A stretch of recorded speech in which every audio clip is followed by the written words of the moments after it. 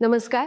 Mindful movements with Juili या अंतर्गत मी गर्भसंवाद, बालसंवाद, रामरक्षण, personality डेव्हलपमेंटवर online offline workshops घेत असते. बालसंवादावर मात्र मी यूट्यूब सिरीज चालू केली आहे. संवादातून प्रेम, शिस्त आणि संस्काराची सुरुवात. बॉर्न बेबी ही फेज संपल्यानंतर साधारण 3-4 महिन्यापासून ते अगदी 3 वर्षाचं होईपर्यंत बाळाच्या विविध डेव्हलपमेंट्स होत असतात. म्हणजे 3-4 महिन्यात बाळ सोशल स्माईल करायला लागतं, एक घरातल्या लोकांना ओळखायला लागतं, घरभर फिरायला लागतं, धरून धरून उभं राहायला लागतं. आणि या सगळ्या फेजमध्ये आपल्याला काय करायचंय? धावतं वर्णन म्हणजे रनिंग कॉमेंट्री करायची. म्हणजे नेमकं काय करायचं? चला मी लाईट बंद करते हा आता, म्हणजे लाईटचं बटन बंद झाल्यावर काळोख होतो हे मुलांना समजतं. चला पडदा उघडूया, चला अंघोळीचं पाणी काढते मी आता, चला आता आपण 5 मिनिटांनी ना जेवायला बसायचंय. हा आज काय केलंय मी माझ्या बाळासाठी? आज मी मिक्स व्हेज पराठा केलाय. मग त्या पराठ्यात तुम्ही काय काय घातलंय ते तुमच्या मुलाला सांगायचंय. मग हळूहळू जेव्हा ते किचन मध्ये यायला लागतं तेव्हा एखादी भाजी परतत असताना त्याला हातात घेऊन दाखवायचंय की कांदा बटाट्याची भाजी कशी असते, त्याच्यात काय काय घालतात. मग ते हळूहळू टेरेसमध्ये यायला लागतं. आपण कपडे वाळत घालत असतो तेव्हा काय करायचंय? हा टॉवेल कोणाचा आहे? हा टॉवेल माझ्या पिल्लूचा आहे. आणि याचा रंग कुठला आहे? Pink colour. असे कलर सुद्धा आपण मुलांना सांगू शकतो. प्रत्येक छोट्या छोट्या कन्सेप्ट याच्यातनं क्लिअर होत जातात. दरवाजा उघडणे, पडदा लावणे, लाईट बंद करणे, आंघोळीचं पाणी काढणे. ए पिल्लू, मला जरा पेपर आणून देतोस का? मग न्यूजपेपर कुठे असतो? अशा बऱ्याच छोट्या छोट्या गोष्टी आपण घरातल्या घरात त्यांना सांगायच्या आहेत. प्रत्येक कृती आपण आधी सांगायचे आणि मग करायचे. तुम्ही म्हणाल, या सगळ्या धावत्या वर्णनाचे, रनिंग कॉमेंट्रीचे फायदे काय आहेत? हा संवाद कशासाठी? ते मी तुम्हाला या एपिसोडच्या शेवटी नक्की सांगणार आहे. पण त्याच्या आधी मी तुम्हाला काही उदाहरणं देणार आहे. असं समजा की आपण पेपर वाचतोय आणि अचानक आपल्या हातातून पेपर खेचून घेतला कोणी. आपल्याला किती राग येतो. किंवा पूर्वीच्या काळी लाकडी खुर्च्या असायच्या, तेव्हा बऱ्याच मुलांना सवय होती की त्याचं लाकडी दांडा काढायचे आणि लोक त्याच्यात धपकन पडायची.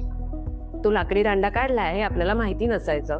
अचानक ती परिस्थिती ओढवल्यामुळे आपली चिडचिड व्हायची.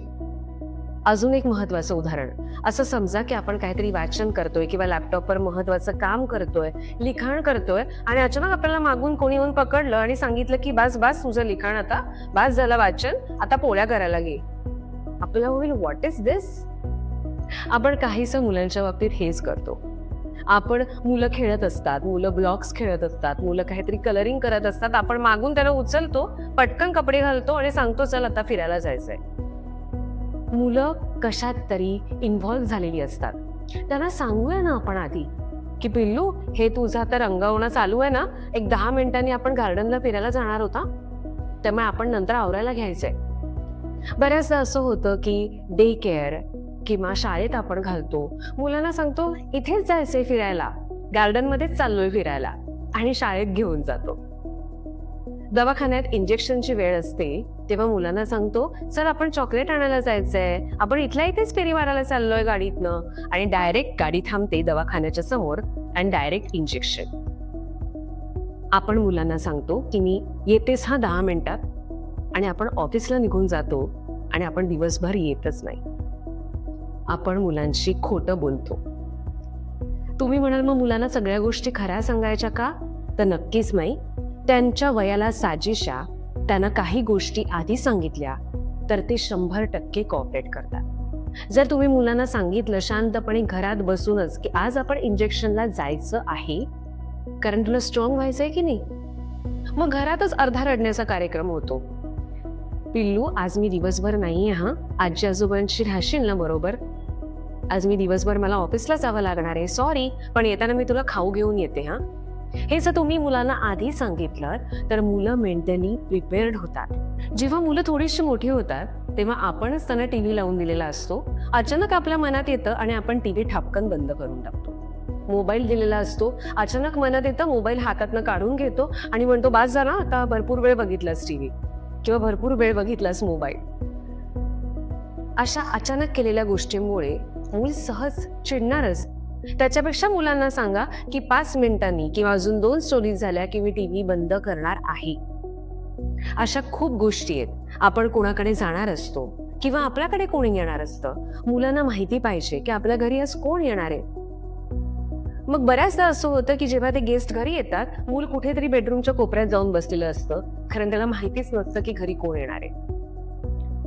आपलं मात्र अपेक्षा असतात की अरे ती मावशी आहे, जा ना तिच्याकडे. अरे हो, असतील वर्षानुवर्षांची नाती, पण ती मावशी, ती आत्या त्याच्यासाठी नवीन आहे, त्याला नाही माहिती. जर काही गोष्टींची कल्पना आधी दिली तर मूल आपल्याला कॉपरेट करतं. आणि आता ह्याचे फायदे काय? या सगळ्या गोष्टी त्यांना सांगून केल्याचे फायदे काय आहेत? तर मुलांची मनातली भीती कमी होते. मुलांना माहिती असतं की आई बाबा माझ्याशी प्रामाणिक आहेत. आई बाबा आपल्याला ज्या गोष्टी सांगतायत त्या खऱ्या आहेत. आपण त्यांच्यापासनं काहीही लपवायला नको. जेव्हा मोठ्या मोठ्या गोष्टी सुरू होतात ना, आक्रस्ताळेपणा करणे, चावणे, खूप चिडणे, खेळणी फेकून मारणे, अन्नपदार्थ फेकून देणे, या सगळ्या गोष्टी ज्या मोठ्या लेवलवर सुरू होतात, त्या गोष्टी जर आधी थांबायच्या असतील तर साधारण 5व्या-6व्या महिन्यापासून या रनिंग कॉमेंट्रीची, घरातल्या छोट्या छोट्या गोष्टींची माहिती मुलांना असलीच पाहिजे. आणि मग जेव्हा मूल मोठं होतं आणि आपण बऱ्याचशा पालकांकडनं ऐकतो की आमच्या मुलाला ना घरातल्या गोष्टी कुठे ठेवलेल्या असतात हेच माहिती नाहीये, कांदे बटाटे कुठे ठेवलेत हेही आमच्या मुलाला माहिती नसेल, किंवा साखरेचा डबा कुठे आहे हेही आमच्या मुलाला माहिती नसेल. माझ्या मुलाला आमच्या घरातले बरेचसे नातेवाईक माहितीच नाहीयेत. ही अभिमानाची गोष्ट नाहीये. त्यामुळे आधी गोष्टी सांगा आणि मग त्या करा. आणि ह्याची सुरुवात जेवढं मूल लहान आहे तेव्हाच ह्या गोष्टी शक्य होतात. जेवढ्या लहान वयापासनं आपण ह्या सगळ्या गोष्टींची सुरुवात करतो, ह्यानी काय होतं? Listening skills, language development, early communication, छोट्या छोट्या गोष्टी, कन्सेप्ट क्लिअर होत जातात, रडणं कमी होतं, मूल आपल्याशी प्रामाणिक राहायला लागतं.